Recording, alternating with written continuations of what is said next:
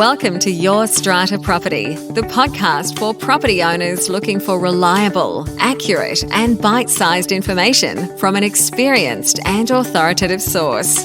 To access previous episodes and useful strata tips, go to www.yourstrataproperty.com.au.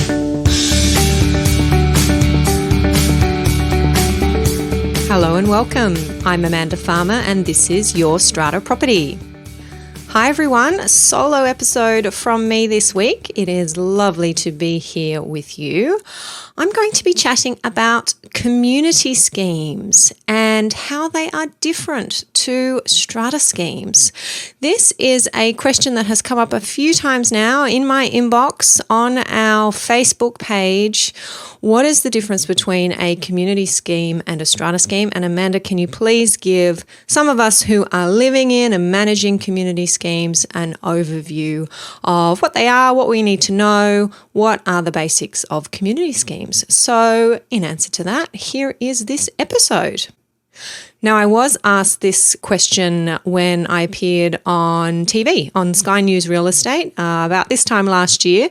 The interviewers asked me exactly that. What's a community scheme and how is it different to strata schemes? And there's a little video on our website over at yourstrataproperty.com.au. Head over to podcasts and you'll find this podcast episode, number 166, and I will put a link in the show notes to that short video, just a couple of minutes, introducing the concept of community schemes. But I'm going to talk today about the legislation that governs community schemes. What is it? Where can you find it? The different terminology that we use when we're talking about community schemes, meetings, bylaws, levies, the management of community schemes, and what happens when it all goes wrong. How do we deal with disputes in community schemes? So to kick things off, a community scheme is created when a community plan is registered by a developer. Just like a strata scheme is created when a strata plan is registered. Now, why would a developer use a community plan instead of a strata plan? Well, it much more easily allows for staged development. So the developer can build on part of the land now and save some for later.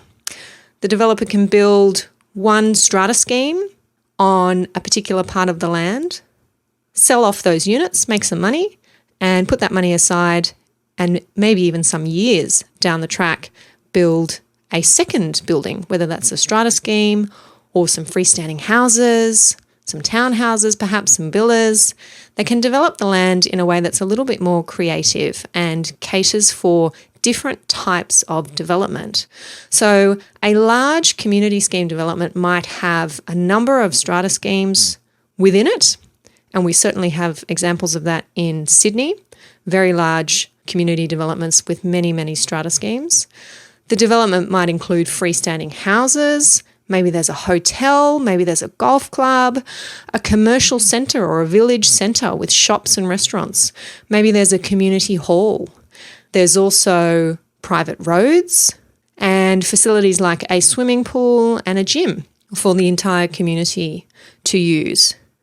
So what this planning structure does is it allows different components of the development to be self-managed. So the strata schemes can look after themselves, the hotel can look after itself, the golf club can look after itself, but there is still an umbrella management by the community association.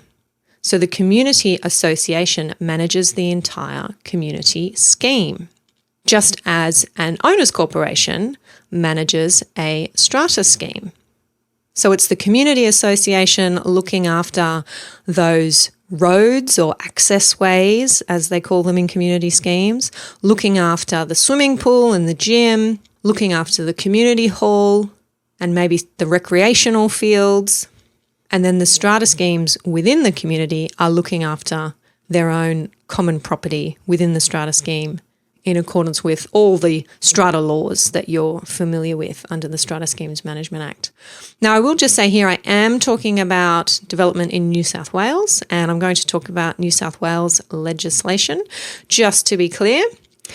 We have some data from Fair Trading, I believe it is, from 2014. So it's a little bit out of date, but it's the most recent we seem to have, that there are currently about 700 community schemes in New South Wales and 1,460 neighbourhood schemes. Now, I haven't mentioned neighbourhood schemes, but these are very similar to community schemes.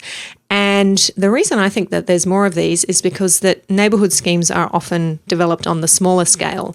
And we see these with villa-type developments, townhouse-type developments, more of your low-rise communities, retirement villages. They'll often be neighbourhood schemes, but they are certainly governed by the same legislation that governs our community schemes.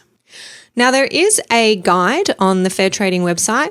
It is from 2009, so it's quite old now, but I had a quick glance. It's not too bad. It is the guide to living in a community scheme. I'll put a link to that guide in the show notes for this episode, so you can download that.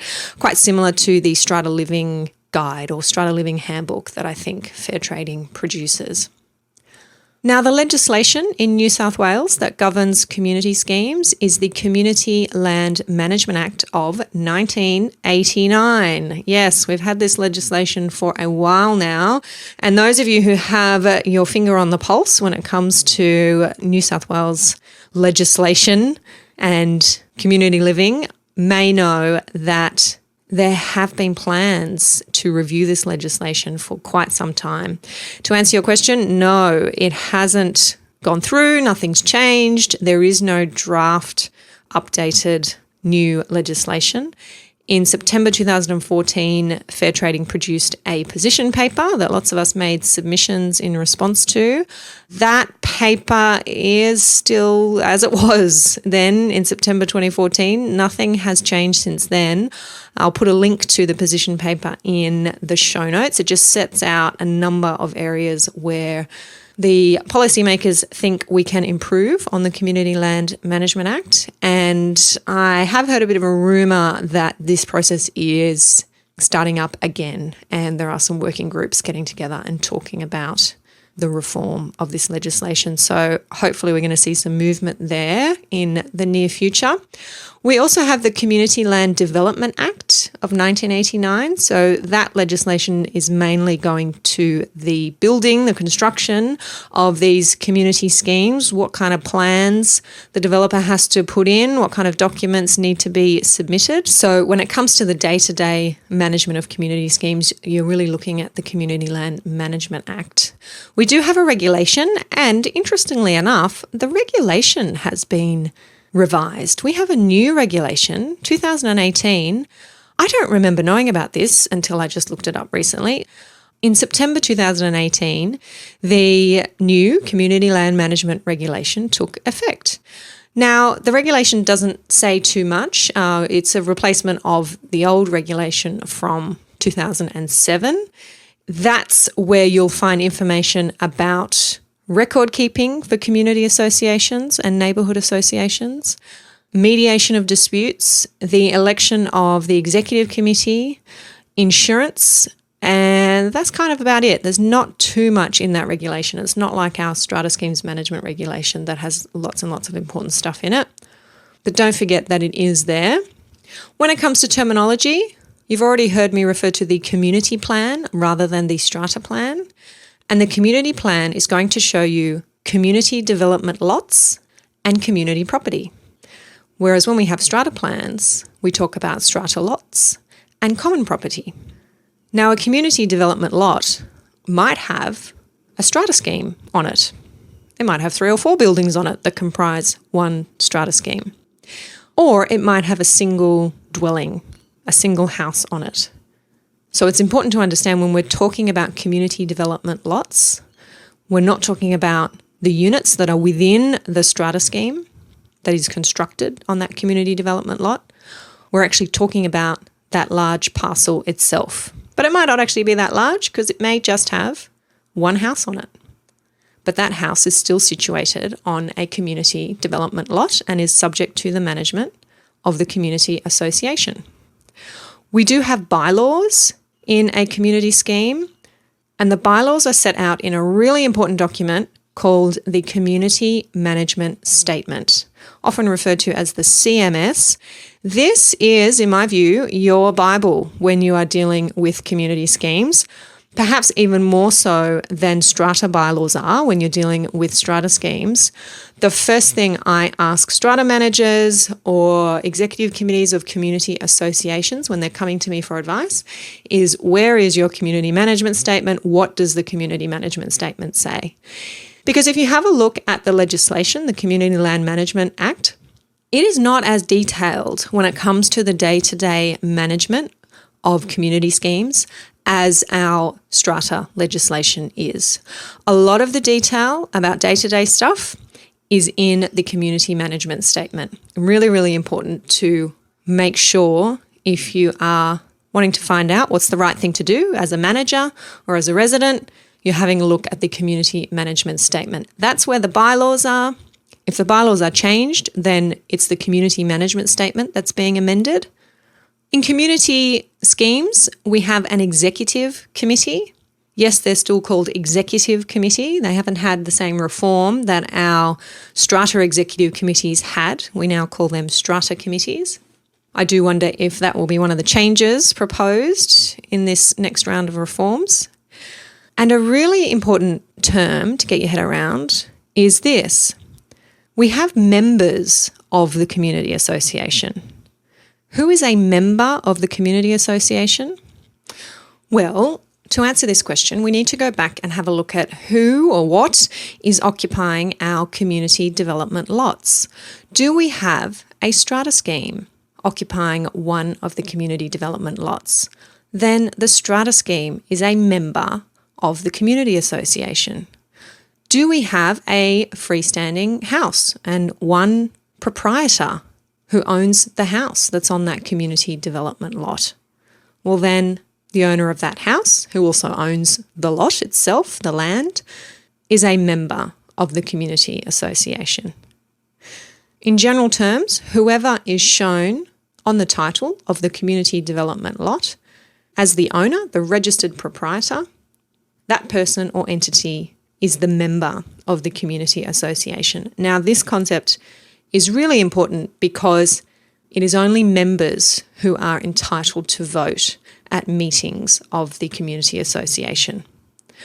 So if you live in a strata building and you own a unit in a strata building, but your building is one of about 20 other strata buildings, and I'm talking about separate strata schemes, 20 different owners corporations, and you're all part of the one community association, then it is your strata scheme that is the member of the community association, not you individually.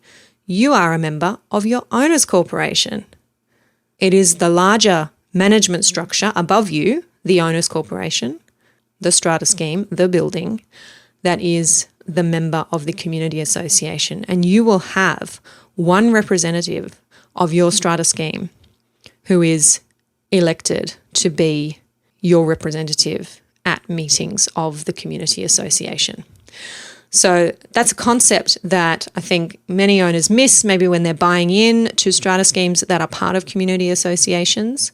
You have this 2 or 3 tiered management structure where you have the owners corporation governing your building, your common property, what you can do in your lot and in your building, and then you have the community association in turn governing the owners corporation.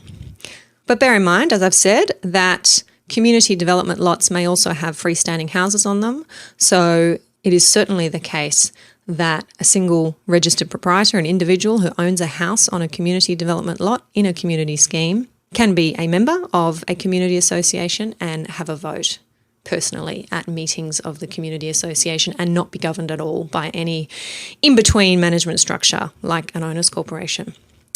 So on the topic of meetings, community associations do have AGMs, annual general meetings, and a general meeting that is not an AGM is called a special general meeting, an SGM.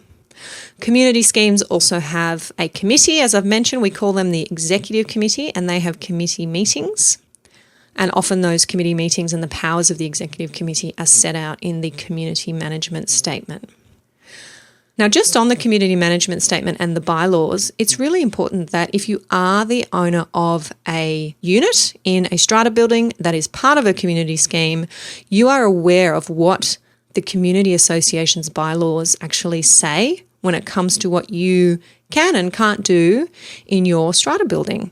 It is very often the case that the community association will want to and does govern, manage the way that strata buildings look, the things that owners can do or not do on their balconies, the kinds of renovation work that owners can and can't do. And it sometimes comes as a surprise to owners and residents in strata schemes when they find out that not only do they have to get approval from their owners corporation, their strata scheme, to do certain things in their home, but also the community association. So they have to actually go through 2 meetings sometimes to have renovation works approved, for example. And some community schemes even govern the keeping of animals within the community association. So, interesting question here. What happens when the strata scheme says you can have a pet and the community association says, no, you can't? Often the way that one is resolved is the community management statement says, to the extent there is conflict between a strata scheme's bylaws and the community association's bylaws, the community association's bylaws prevail. So if you've got a clause like that in your community management statement, then what the community association says is going to be what happens. Let's talk about levies. Now, you experienced strata dwellers will know that you pay strata levies to your owners corporation to deal with all of those common expenses that we have. Do we have the same concept for community schemes? Absolutely we do. And it is the members of the community scheme that are paying levies to the community association. So your owners corporation, if you're in a strata scheme in a community association, your owners corporation is actually getting levied by the community association, which is above it, to contribute to community facilities and community expenses. So the gym, the swimming pool, the nice golf course or country club, if that is community property and is a community expense, might be, or it might be privately owned, it might not be. Those access ways, the roads that you have to maintain, that all costs money, and your community association is levying the owners of the development lots, the members of the community association, to be able to meet those expenses. And yes, each community development lot has a unit entitlement, and that is what sets the amount of the levy. So similar to unit entitlements within a strata scheme, we also have unit entitlements within a community scheme. Each development lot has a unit entitlement. That is often a cause for some dispute down the track at the end of a development. When the development is complete, some members might feel that their unit entitlement is unfairly high when compared with other parts of the development once they have a look at what has actually been constructed on the development lot. So I know some of you out there will be nodding furiously, knowing what I'm talking about. It can be very difficult to change unit entitlements in a community scheme. But important to understand, you as a lot owner in a strata scheme, for example, that's within a community scheme, you're not paying 2 sets of levies, one to the owners corporation, one to the community association. You're not personally doing that. You are paying your levies to the owners corporation, and the owners corporation from its fund is then paying a levy to the community association. Yes, a component of your levy that you're contributing is designed to cover that levy to the community association, but the theory is that you are getting the benefit of living in a nicely developed community that often has those unique facilities like a retail area and restaurants and a country club. When it comes to management, community associations do have a manager. They might call them the community manager. They are essentially a qualified strata manager who is used to managing both strata developments and community schemes. Some managers more experienced than others when it comes to managing community schemes and more used to large-scale developments and the unique concerns of those large-scale developments. Bear in mind that where there might be different strata schemes within the community, those strata schemes may have different managers. So that can make things interesting when you might have 5 or 6 different strata management companies on the same site, all managing different entities. It's always nice when they can work together, not so nice when they can't. There'll often be an estate manager. If it's a large estate, each of the strata buildings may have their own building manager, but then the community association may engage an estate manager to manage the community property and all of those common facilities. And again, all of the members of the community association are contributing to the costs of that estate manager. Now, when it comes to management, I have already mentioned that the community management statement is key. There may be other documents that you should be aware of, including things like architectural and landscape guidelines. So many communities will stipulate what colour the strata building has to be, what colour your blinds and curtains need to be, what kind of trees can be planted, what has to be planted on the pathways and walkways. There will generally be a plan of the roads, called an access way plan, and a services diagram, setting out those plumbing, electrical, sewerage necessary services where they are in the community. Now, be aware that in large-scale community scheme developments, 2 or more entities might share the same facilities. So what I'm thinking of here is a common air conditioning plant that services only 2 strata schemes. So there might be 20 strata schemes in this community association, but the air conditioning plant just services 2 of them. Now, in that case, there will be another level of management just for those shared facilities. And that's what we call a Building Management Committee, or a BMC. And the role of the BMC is to repair, maintain, look after, raise levies for those shared facilities and just those shared facilities. So a representative of each entity that uses those facilities is going to be on the BMC. The document that creates that entity and sets out all of its rights and obligations is called the Strata Management Statement, or the SMS. Lots of acronyms for you today. Now, I bring all of this to your attention because often when you buy in, you're not aware that this structure is there and that you should be consulting all of these different documents, or maybe your strata manager is using these acronyms, you're not quite sure what they're about. You might be a strata manager. You might be a little bit inexperienced when it comes to community schemes, and you've always wanted to know what these documents are, when they're relevant, and sometimes just remembering that they exist can be a bit of a hard task. I know when I was first starting out as a lawyer, learning about this stuff, I had to keep coming back to, okay, is this a strata scheme? Is this a community scheme? Am I talking about a community management statement? Am I talking about a strata management statement? It takes a while for that structure to sink in and to get used to. So important to keep coming back to that terminology and being aware of exactly what kind of development you're dealing with.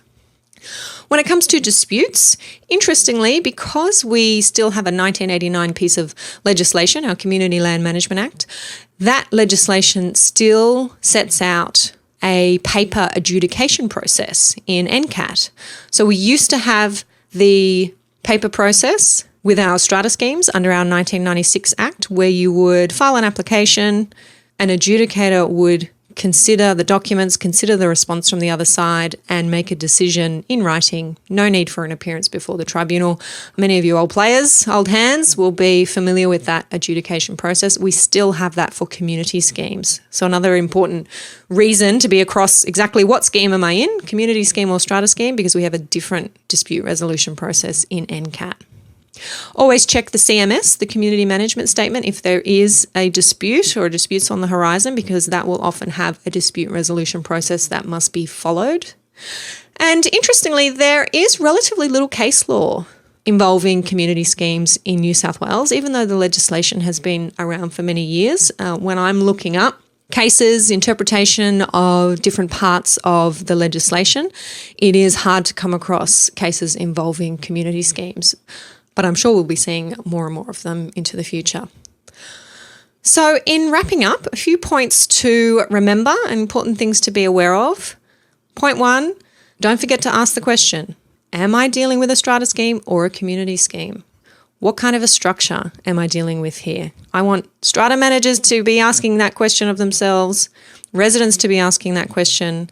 I have seen documents issued by strata managers that should have been referring to community scheme legislation and were referring to strata scheme legislation. That's a little scary. So I think there are some managers out there who do forget these differences as well. Always refer to the community management statement when you're dealing with a community scheme, and be aware of when a building management committee and a strata management statement may be involved. Now, I would love to receive your specific questions about community schemes. If there's a particular issue that you're facing in your scheme and you're not quite sure how to resolve that one, it's a little bit unusual and the strata resources out there are not helping you. Where this episode appears on the podcast page on the website, you'll see a section there for comments. Please head over and put your comment or your question in, and perhaps Rena and I can cover off some of those questions in an upcoming episode that we'll record together. And of course, the transcript for this episode is always available, as are the transcripts for all of our episodes. You'll see a link to download the transcript in the show notes. So grabbing the transcript is often a great way to share this information with your fellow residents, committee members, or strata manager. Lovely chatting with you today. I'll catch you next time. Thank you for listening to Your Strata Property, the podcast which consistently delivers to property owners reliable and accurate information about their strata property. You can access all the information below this episode via the show notes at www.yourstrataproperty.com.au. You can also ask questions in the comments section, which Amanda will answer in her upcoming episodes. How can Amanda help you today?